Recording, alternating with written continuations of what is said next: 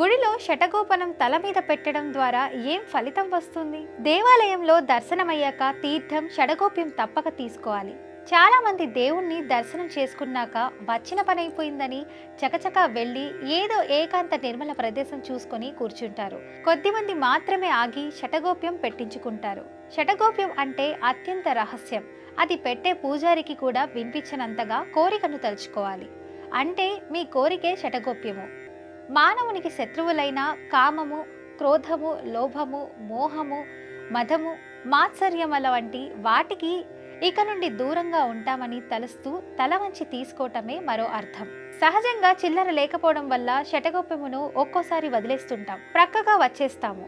అలా చేయొద్దు. పూజారి చేత షటగోపమును పెట్టించుకోండి. మనసులోని కోరికను స్మరించుకోండి. షడగోప్యమును రాగి, కంచు వెండిలతో తయారు చేస్తారు.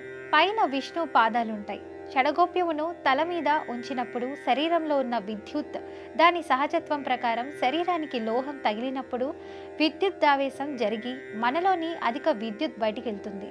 తద్వారా శరీరంలో ఆందోళన, ఆవేశము తగ్గుతాయి. శతగోప్యమును షటగోపనం అని కూడా అంటారు.